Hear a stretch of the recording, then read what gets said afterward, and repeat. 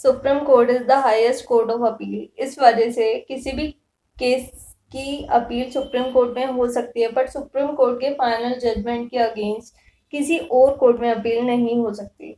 तो उस कंडीशन में अगर किसी पार्टी को लगता है कि सुप्रीम कोर्ट के प्रोनाउंस किए हुए जजमेंट की वजह से, फाइनल डिसीजन से उसको उसके साथ बहुत बड़ा इनजस्टिस हुआ है, तो उस कंडीशन में उस पार्टी के पास हमारे कॉन्स्टिट्यूशन के अकॉर्डिंग कुछ रेमेडीज हैं।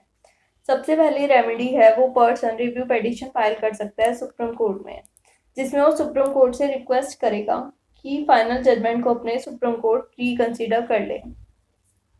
और अगर केस में रिव्यू पिटीशन फाइल करने के बाद सुप्रीम कोर्ट उस पर्सन के रिव्यू पिटीशन को कैंसिल कर देता है, तो उस कंडीशन में उसके पास एक और रेमेडी अवेलेबल है। वो हमारी सेकेंड रेमेडी है क्यूरेटिव पिटीशन। वो पर्सन सुप्रीम कोर्ट में क्यूरेटिव पिटीशन फाइल कर सकता है against the final order of supreme court. Welcome and welcome back you all to law with flow. आज का हमारा टॉपिक है क्यूरेटिव पिटीशन। तो क्यूरेटिव पिटीशन एक लास्ट रिजॉर्ट रिलीफ है। जब आपके सारे रिलीफ यूज हो चुके हों और आपके पास कोई भी ऑप्शन ना बचे सुप्रीम कोर्ट के फाइनल जजमेंट के अगेंस्ट, तो उस कंडीशन में आप as a last resort relief curative petition file कर सकते हैं। और क्यूरेटिव पिटीशन में जो भी डिसीजन आएगा वो फाइनल डिसीजन होगा। उस डिसीजन को फिर किसी भी तरह से आप चैलेंज नहीं कर सकते, ना उसके अगेंस्ट कोई रिलीफ क्लेम कर सकते हैं। तो इसलिए क्यूरेटिव पिटीशन बहुत इंपॉर्टेंट एस्पेक्ट है हमारे कॉन्स्टिट्यूशन में, जो रिलीफ प्रोवाइड किए गए हैं उनका। क्यूरेटिव पिटीशन तब फाइल होती है जब आपकी रिव्यू पिटीशन भी कैंसिल हो चुकी हो। और क्यूरेटिव पिटीशन का concept article 142 of Indian constitution में मेंशन है। जो क्यूरेटिव पिटीशन का कंसेप्ट है वो ओरिजिनली हमारे कॉन्स्टिट्यूशन में नहीं था। 2002 में एक बहुत फेमस केस आया जिसको हम आगे डिस्कस करेंगे, जिससे क्यूरेटिव पिटीशन का कंसेप्ट एज अ रिलीफ हमारे कॉन्स्टिट्यूशन में ऐड हुआ। क्यूरेटिव पिटीशन फाइल करने का जो हमारा ऑब्जेक्ट है वो है, जो पार्टी है जिसको लग रहा है कि उसके साथ इनजस्टिस हुआ है, उसको उससे इनजस्टिस से प्रिवेंट करना और ये इंश्योर करना जो जस्टिस है उसका अब्यूज ना हो। सेकेंड वन इज जो जस्टिस है उसका मिसकैरेज ना हो और किसी भी पार्टी के साथ इनजस्टिस ना हो। ये ऑब्जेक्ट है क्यूरेटिव पिटीशन को हमारे कॉन्स्टिट्यूशन में ऐड करने का।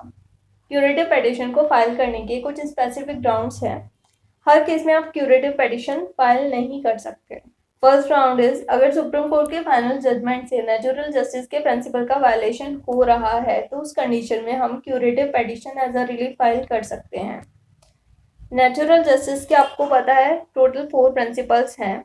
अगर किसी भी केस में ऑडी एल्ट्रम पार्टम के प्रिंसिपल का वायलेशन हुआ है, मतलब किसी भी पार्टी को बिना उसका पक्ष सुने जजमेंट प्रोनाउंस कर दिया गया है, तो उस कंडीशन में क्यूरेटिव पिटीशन फाइल की जा सकती है।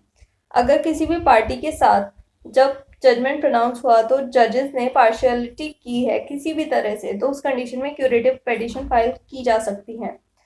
अगर किसी भी केस में जिस पर्सन ने जजमेंट प्रोनाउंस किया है वो खुद अपने ही केस में जज था, तो उस कंडीशन में भी फेयरनेस, प्रोसीजर की फेयरनेस को डाउट करके क्यूरेटिव पिटीशन फाइल की जा सकती है, क्योंकि कोई भी अपने ही केस में जज नहीं हो सकता। ये नेचुरल जस्टिस का एक बहुत इंपॉर्टेंट प्रिंसिपल है। और अगर किसी भी केस में जजेस ने जो जजमेंट प्रोनाउंस किया है उसमें वो जो रेलिवेंट फैक्ट्स हैं उनको डिस्क्लोज नहीं कर पाए, तो उस कंडीशन में भी फेयरनेस को डाउट करके क्यूरेटिव पिटीशन फाइल की जा सकती है। कुछ सर्टेन रिक्वायरमेंट्स और एसेंशियल हैं, उनके बिना आप क्यूरेटिव पिटीशन फाइल नहीं कर सकते। उनका फुलफिलमेंट क्यूरेटिव पिटीशन फाइल करने के लिए बहुत ज़रूरी है। First essential is senior advocate on record supreme court है, उनसे सर्टिफाई कराना होगा पिटीशन को कि इस केस में पिटीशन को as a curative petition file किया जा सकता है। उसके बाद जो 3 सीनियर मोस्ट जजेस हैं सुप्रीम कोर्ट के, प्लस उन जजेस की बेंच जिन्होंने जजमेंट प्रोनाउंस किया था उस केस में, वो मेजॉरिटी से डिसीजन लेंगे पिटीशन को हेयर करने के बाद कि इस पिटीशन को as a curative petition allow किया जा सकता है या नहीं। जो क्यूरेटिव पिटीशन है अगर वो एक्सेप्ट हो गई तो उस केस में उसकी जो हेयरिंग है वो जजेस के चैम्बर में होगी। ओपन कोर्ट में उसकी हेयरिंग नहीं होगी अनलेस स्पेशल रिक्वेस्ट इस बिहाफ में की जाए। और स्पेशल केसेस में, हर केस में क्यूरेटिव पिटीशन जो है एक्सेप्ट होने के बाद उसका जनरल रूल यही है, उसकी हेयरिंग जजेस के चैम्बर में होती है। बट अगर इसके रिगार्डिंग स्पेशल रिक्वेस्ट की जाए तो उस केस में इसकी जो हेयरिंग है वो ओपन कोर्ट में भी हो सकती है। Next one is curative petition की हेयरिंग जब स्टार्ट होगी तो उस केस में जजेस को अगर लगे तो वो सीनियर काउंसिल, जो सुप्रीम कोर्ट के सीनियर काउंसिल है यानी कि सीनियर एडवोकेट हैं, उनकी हेल्प भी ले सकते हैं एज एमिकस क्यूरी, यानी कि as a friend of court उनका एडवाइस या उनकी हेल्प भी ले सकते हैं क्यूरेटिव पेटिशन को डिसाइड करने में। और अगर इस सब फॉर्मेलिटी के बाद कोर्ट को लगता है जो पेटिशन थी as a curative petition file की गई है सिर्फ और सिर्फ कोर्ट का टाइम वेस्ट करने के लिए, तो उस कंडीशन में कोर्ट अगर वो पेटिशन मेरिट्स के ऊपर बेस्ड नहीं थी, एग्जाम्पलरी कोस्ट भी इम्पोज कर सकते हैं जो पेटिशनर है उनके ऊपर। एग्जाम्पलरी कोस्ट का मतलब इस तरह का कोई भी फाइन या कोई भी कोस्ट इम्पोज की जाएगी जो एक एग्जाम्पल सेट करे सोसाइटी में, जिससे कोई भी फर्दर क्यूरेटिव पेटिशन के नाम पे कोर्ट का टाइम वेस्ट नहीं करे। अगर पेटिशन जेन्युइन है और वो मेरिट्स के ऊपर बेस्ड है तभी क्यूरेटिव पेटिशन फाइल करे, अदरवाइज नहीं। Next one is curative petition को फाइल करने का जो लिमिटेशन पीरियड है वो है 30 डेज। जिस दिन से कोर्ट फाइनल जजमेंट प्रोनाउंस करेगा सुप्रीम कोर्ट, उस दिन से 30 दिन के अंदर अंदर आप क्यूरेटिव पेटिशन फाइल कर सकते हैं। इससे रिलेटेड एक बहुत इंपॉर्टेंट केस लॉ है Rupa Hurra versus Ashok Hurra, all India rank 2002। 2002 में इस केस के बाद से ही क्यूरेटिव पेटिशन का जो कंसेप्ट है वो इंडिया में इंट्रोड्यूस हुआ था।